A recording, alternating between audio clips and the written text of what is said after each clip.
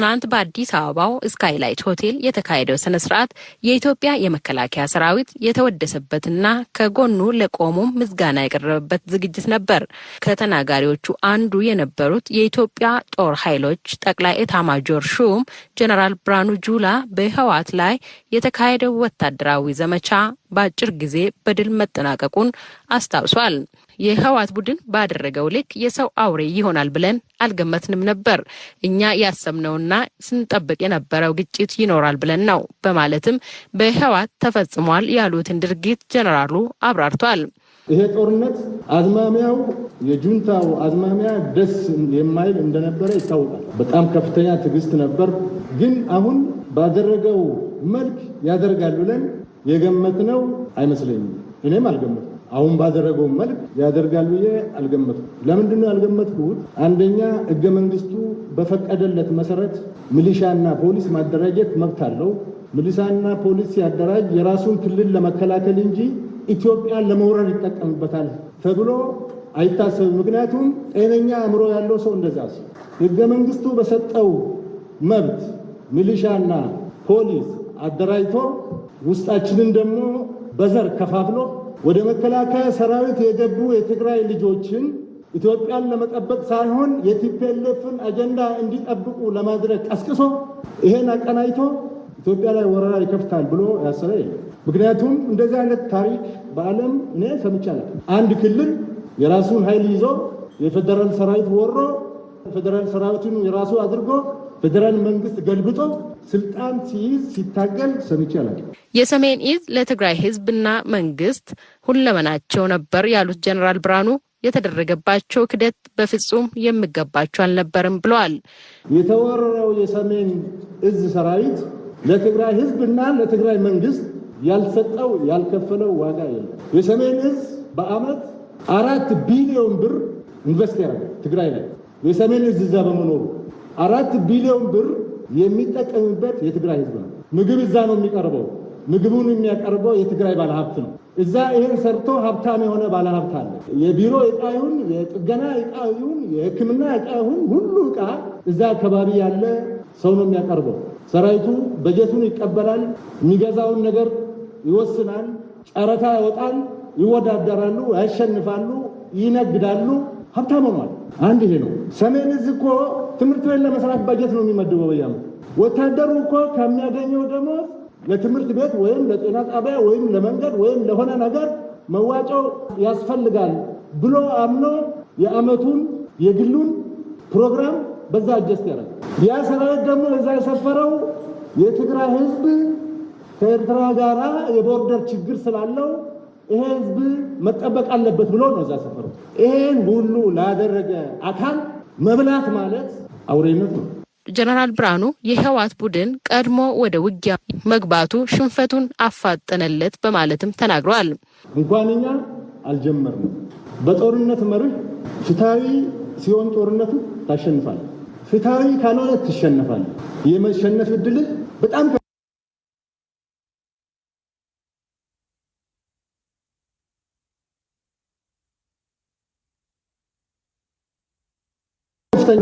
የሆነ ጦርነት ስትገባ ደግሞ የማሸነፍ ዕድል 80%።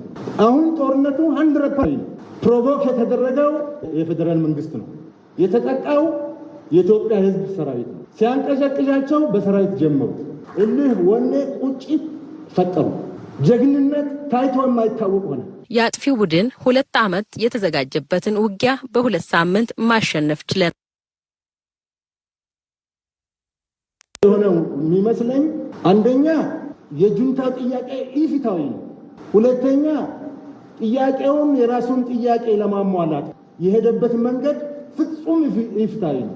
ይሄ ጀግንነት ይጨምራል። ከጋምቤላና ከዲማ የደቡብ ሰዎች ታውቃላችሁ። ከጋምቤላና ከዲማ ገስግሰን ወደ ግንባር መስመር ስንገባ 700 ኪሎ ሜትር ነው ሙሉ አቅም ይዘን ማለት ነው። ከሞያሌ ነው የተነሳው የደቡብ ዕዝ ጫፍ፣ ከጎዴና ከኤልከሬ ነው የተነሳው የምስራቅ ዕዝ ጫፍ። በአንድ ሳምንት ውስጥ 150-200 ኮንቮይ መግበን አጓጉዘን ሞቢላይዝ አድርገን በአጭር ቀን ወደ ጦርነት ቀጠና መግባት ከዚህ በፊት የተደረገ አይመስለኝም። ሁሉም ነገር ወደ ጦር ግንባር ሲባል በነበረ ዘመንም የተደረገ አይመስለኝም። ከዛ በኋላ ደግሞ ከሰሮቃ ጫፍ እስከ መቀሌ 700 ኪሎ ሜትር ነው። 700 ኪሎ ሜትር በእግር ነው። በኮብራ እንዳይመስላችሁ በእግር ነው። በእግር ማለት ምን ማለት ነው? መንገድ ይዞ መሄድ አይደለም። በእግር ነው ማለት እያንዳንዱን ተራራ እየፈተሽ በእያንዳንዱ ተራራ ላይ ያለው ነገር ንጹህ መሆኑን እያረጋገጥ ከዛ በኋላ ጠላት ደግሞ ያስቀመጣቸው ማነቆዎች አሉ። ማነቆ ብሎ ያስቀመጣቸዋል። ማነቆቹ ላይ ደግሞ ተዋግተህ ምሽግ ሰብረህ ደምስሰህ እያለፍክ ነው። ስለዚህ ከሰሮቃ ገባን፣ ዳንሻ ተዋጋን፣ በአከር ተዋጋን፣ ኢድሪስ ተዋጋን፣ አዲሀገራይ ተዋጋን፣ አድዳሮ ተዋጋን፣ ሽሬ ተዋጋን፣ አድዋ አልፈን ሰለክላካ ተዋጋን፣ ሐውዜን ተዋጋን። ከዛ በኋላ መቀሌ ገባ ነው። እያንዳንዱ ይሄ ውጊያ ታንክ አለው፣ መድፍ አለው። እኩል ነው የታጠቅነው። ምክንያቱም የእኛን ስለዘረፉ እኩል ነው የታጠቅነው። እኩል ስለታጠቀናል። ግን እኛ በጀግንነት፣ በፍትሃዊነት፣ በሞራል፣ በቁርጠኝነት በውጊያ ስልትና ጥበብ ብልጫ ስላለን አሸንፈናል። አሁን ሁሉም ነገር አልቆለታል። ኢትዮጵያ አንድ ሆነች። የህወሓት አመራር ግን ከመኪና ወርዶ እግረኛ ሆኗል። አሁን እግረኛ በማሳደር ላይ ነን፣ እነሱም ለቃቅመን ለህግ እናቀርባለን ሲሉም ተደምጧል። ጀነራል ብርሃኑ ትልቁ ጦርነት የተጠናቀቀው መቀሌ ስንቆጣጠር ነው። ከዛ በኋላ ወደ ምዕራብ ትግራይ ወደ አብያዲ የሚባል አቅጣጫ ሸሽቷል። እነ ጌታቸው ረዳ ሲፎክሩ፣ እነ ደብረ ጽዮን ሲፎክሩ፣ እነ ስዩም መስፍን ሲፎክሩ ጦርነቱ ከመጀመሩ በፊት እንዴ እነዚህ ሰዎች ምን ሆነው ነው ኒኩሌር ታጥቋል ወይ እንል ነበር። ኒኩሌር ታጠቀ እንኳን እንደዚህ አይፎክርም ስንል ነበር። እነሱ 2 ዓመት የተዘጋጁበትን ዝግጅት በ2 ሳምንት ድራሹ ጠፋ። አሁን ያ የሚፎክር የነበረ በሙሉ ከመኪና ወርዶ ጠፍቷል።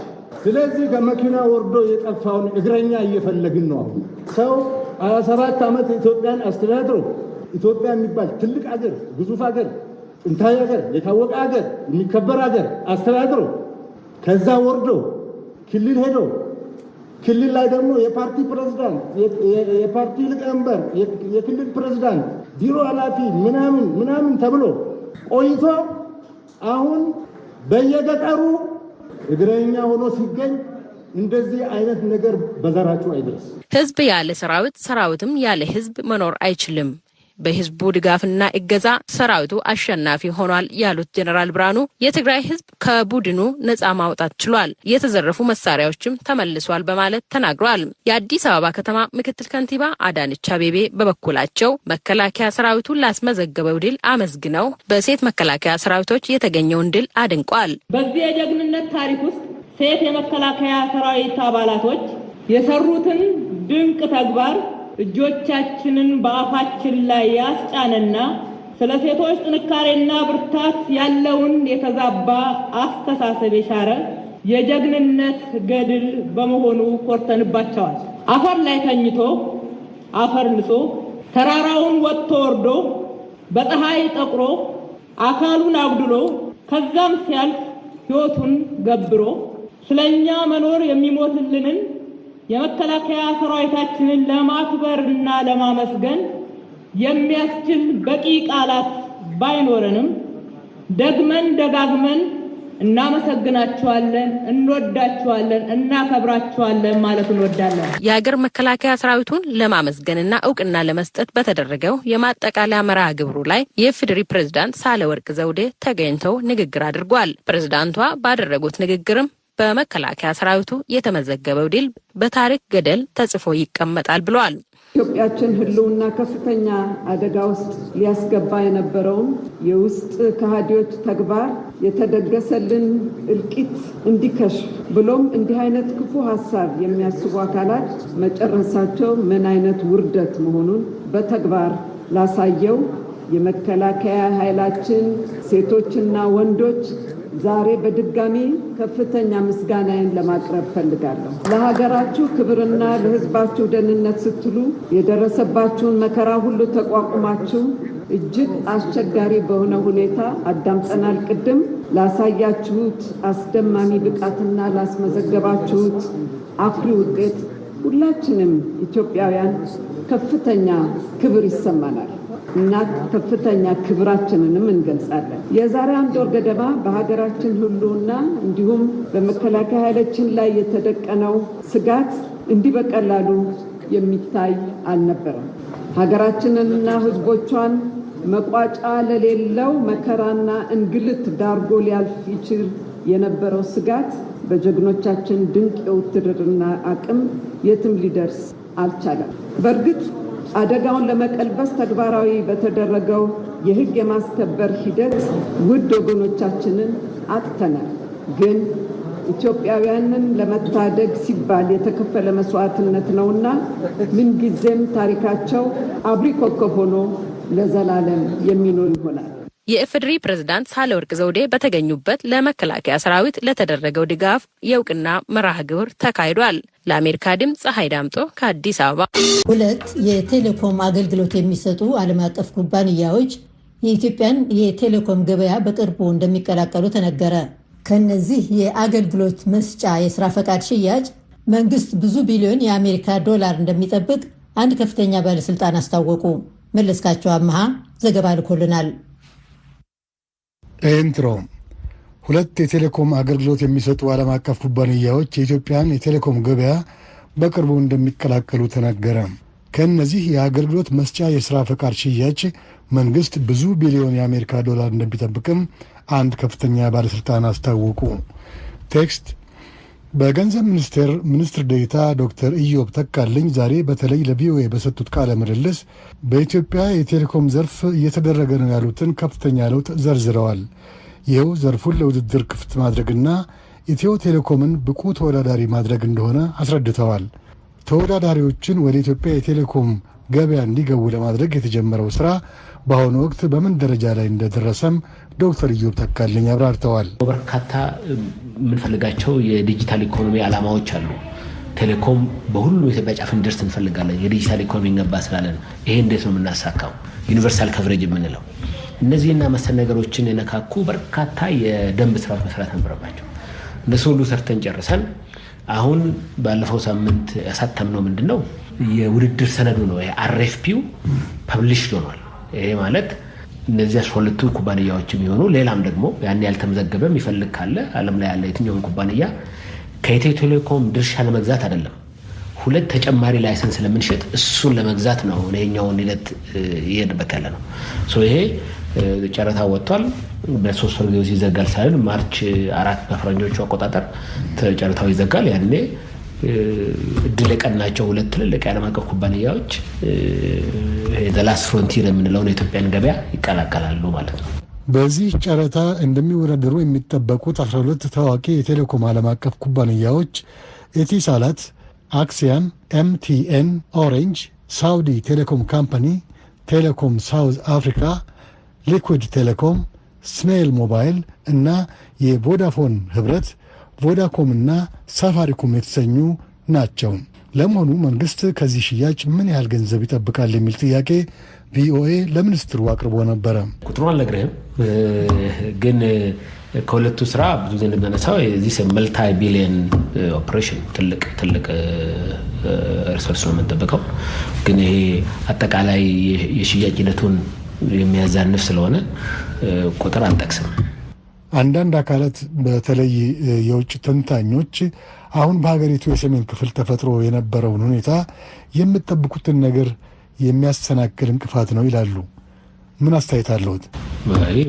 እንዲያውም ስኳይዘ ሪቨርስ እንጂ ምንድነው የሆነው? አሁን እንደ አንድ ኢንቨስተር ብታይ ኢትዮጵያ ውስጥ የፖለቲካ ስጋት ነበር። ይሄ ቡድን የትግራይን ክልል ሆስቴጅ ይዞ የነበረው ቡድን የፖለቲካ ስጋት ኢትዮጵያ ውስጥ እንዳለ ብዙዎቹ የሚያዩት ነበር። ይሄ ነገር ወይ ለይቷል ለየለት የሚሉት ነገር ነበር የነበረው።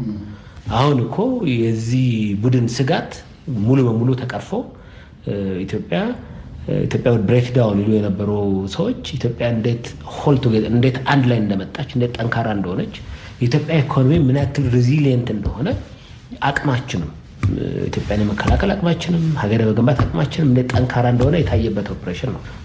ምን ስጋት ኢንፋክት ቫሉዌሽኑ ይጨምራል እንጂ አሁን ከዚህ በፊት ስለ ኢትዮጵያ አናሊሲስ ሲሰራ የነበረ አንድ ኢንቨስተር አይ ስጋት ይኖራል ችግር ይፈጠራል ብሎ ያስብ ከነበረ አሁን ያ ስጋት የተቀረፈ መሆኑን ሲያይ ለኢትዮ ቴሌኮም ሽያጭም ይሁን ለላይሰንስ የሚከፍለውን ዋጋ እንዲሁም ይጨምራል ብለን ነው የምንገምተው። ምንም ስጋት የለብንም። የኢትዮጵያ ቴሌኮምን ይበልጥ ከማጠናከርና ተወዳዳሪ ሆኖ እንዲገኝ ለማድረግ እየተሰራ ነው ያሉትንም ዶክተር ኢዮብ ዘርዝረዋል። በሌላ በኩል ግን አንተ ኢትዮ ቴሌኮም ላይ ያነሳው ስራ ደግሞ በጎን እየሄደ ነው። ያ ኢትዮ ቴሌኮምን 40% ድርሻ ከመሸጣችን በፊት ኩባንያው በደንብ ቫልዩ ማድረግ አለብን፣ ምን ያክል ያወጣል የሚለውን የቫሉዌሽን ስራው ብዙ ጊዜ ወስዶ ሲሰራ ቆየ።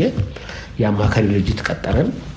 አሁን የአማካሪ ድርጅቱ ለተወዳዳሪዎች የሚሆን የዴታ ሩም እየገነባን ያለው መረጃ ይሄ ቬንደር ዲው ዲሊጀንስ የምንለው ምን ማለት ነው? ይሄ አማካሪ ድርጅት ኢትዮ ቴሌኮም ላይ ድርሻ መግዛት የሚፈልገው ተቋም እየመጣ ተቋሙን ቫሉዌሽን ስራ ከሚሰራ ይሄ አማካሪ ድርጅቱ ለሁሉም የሚሆን መረጃ ያደራጅና ያቀርባል ማለት ነው። ያንን ስራ የሚሰራ ኩባንያ አሁን ስራውን እየሰራ ነው ያለው። የኢትዮ ቴሌኮም ፕራይቬታይዜሽንም በጎን እየሄደ ነው ያለው ማለት ነው። ይህም በተመለከተ አማካሪ ስራ እየሰራ ነው እንጂ ተጫራቾችን ገና አልጋበዝንም። ተጫራች የጋበዝነው ለላይሰንሶቹ ነው ለማለት ነው። ዶክተር ኢዮብ ተካልኝ በኢትዮጵያ የቴሌኮም ዘርፉን ለማዘመንና ተወዳዳሪ ለማድረግ የተጀመረው ለውጥ አሁን የተደረሰበትን ደረጃም በዝርዝር አብራርተዋል። ለውድድር ለመክፈት የኢትዮጵያ መንግስት ላይሰንስ ይሸጣል። 2 ላይሰንሶች ይሸጣል የኢትዮጵያ መንግስት። ይሄ ማለት ምን ማለት ነው? ከኢትዮ ቴሌኮም ጎን የሚመጡ 2 ኩባንያዎችን ወደ ኢትዮጵያ ኢኮኖሚ ለመጋበዝ የተደረገው ሂደት ነው። የፍላጎት መግለጫ ሰነድ ወጥቶለት 12 ትልልቅ ዓለም አቀፍ ኩባንያዎች የተመዘገቡት። ያ ሂደት አሁን ብዙ አድቫንስ አድርጎ ከዚህ ከኤክስፕሬሽን ኦፍ ኢንተረስት አሁን የአርኤፍፒ የምንለው ሪኩዌስት ፎር ፕሮፖዛል ደረጃ ደርሰናል። የምን ማለት ነው? ያኔ ፍላጎታችሁን ገለጹ፣ የኢትዮጵያ ገበያ ላይ ለመሳተፍ የምትፈልጉ እነማን ናቸው የሚለው ለየንበት ስራ ነበር የሰራ ነው። እሱ መሰረት አድርገን ደግሞ በርካታ ስራዎች ነበሩ። እንግዲህ ይሄን ዘርፍ ሪፎርም ማድረግ ቀላል ነገር አይደለም። አንደኛ ጠንካራ ሬጉሌተር አልነበረው። አንድ ብቸኛ ተዋናይ የነበረው ኢትዮ ቴሌኮም በመሆኑ ጠንካራ የሬጉላተሪ ተቋም አልገነባንም። ያንን የመገንባቱ ስራ እንዲሁም ተዋናዮቹ ወደዚህ ኢኮኖሚ ሲገቡ ለሁሉም እኩል የሆነ ሜዳ ለማመቻቸት በጣም ሰፊ የሆነ የሪፎርም ስራ መስራት ነበረብን። በርካታ ደንቦች መውጣት ነበረባቸው። በገንዘብ ሚኒስቴር ሚኒስትር ዴኤታ ዶክተር ኢዮብ ተካልኝ ከቪኦኤ ጋር ያደረጉት ቆይታ ሰፋ ያለና በሀገሪቱ አጠቃላይ ምጣኔ ሀብታዊ ችግሮችና ተስፋዎችም እንዲሁም በተገኙ ውጤቶች ላይ ዘርዘር ያለ ማብራሪያ ሰጥተዋል። ይህንን በሌላ ዝግጅት እናቀርባለን። መለስካቸው አምሃ ለአሜሪካ ድምፅ